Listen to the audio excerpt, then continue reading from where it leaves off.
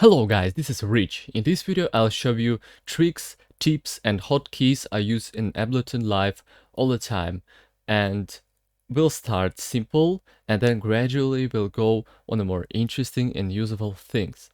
So first of all, I want to tell you about Ctrl C, Ctrl V. It's like really simple.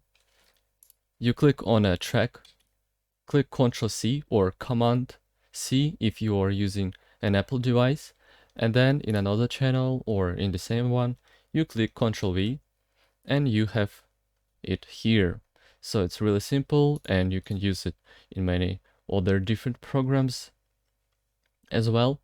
So like that, we'll go to the next one, Ctrl D. So it's like duplication of the track. We can also use this feature right into the track.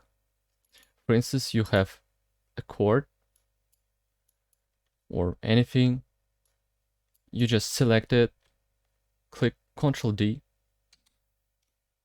and you have a duplicate of it. You can make this again and it will make one more. So still pretty simple and pretty useful. Next one is Ctrl A. It select everything, also very useful, and you can do Ctrl D again, just that simple and very quick. Also, in the same MIDI clip, what we can do? We can do select everything or Ctrl A and then make it one octave up or one octave down by clicking Shift and arrow up or arrow down.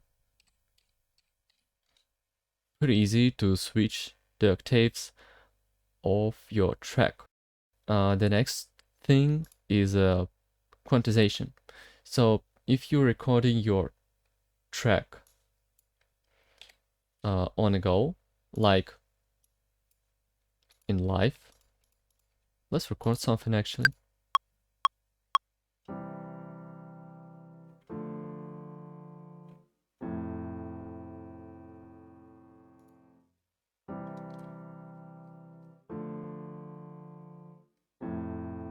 Like you can see, things are uneven, even though they should be uneven to sound more humanized. But sometimes you need to be really sharp on a grid. So for that you can use quantization. So you can select everything you want to quantize, then click here or Ctrl U, and it will quantize. Also, you can click Quantize settings to make it quantize for a specific amount of how precise you want to quantize it. And also, do you want to quantize end of a MIDI note or just the start? So you make the settings, click OK, then it will always make the thing when you click Ctrl U. So very useful thing. The next thing I want to show you is a duplicate loop.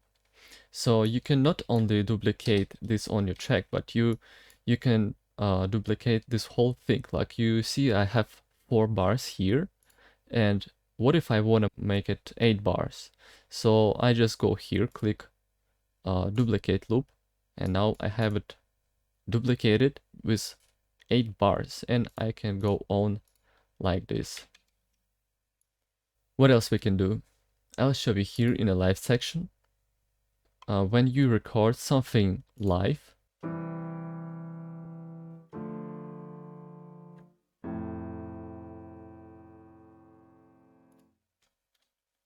things are uneven here as well.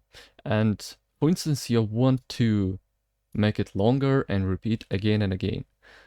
First of all, you need to make it even, like 4 bars. So we make it 4 bars. Then come here and drag it to 4 bars as well. And then click here and loop current region. Now you have it looped.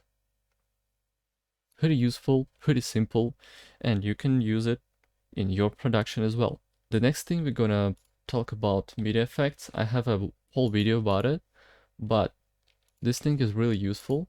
What you can do is go to MIDI effects and select everything you need.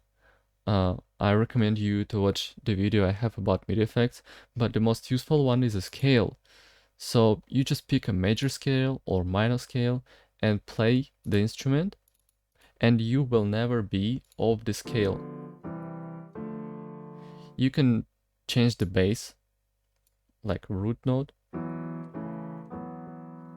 You will always be in a scale, and you can pick anything you like here and play with it. And also, some people struggle with copying these MIDI effects. Like, I used to struggle it at the first time too.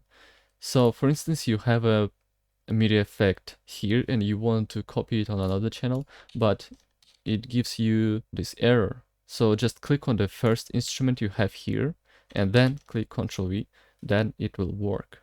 The same with the audio effects, but always put it after the instrument. So you cannot put it before, you can only do it after. The next thing I want to show you, this little button. You probably know about it, but some people don't. So I'll tell you. This lets you to record more notes on top of the existing one in a MIDI track. So let's do it.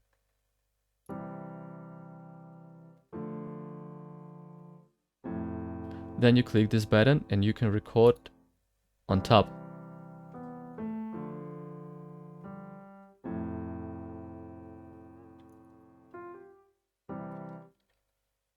All right.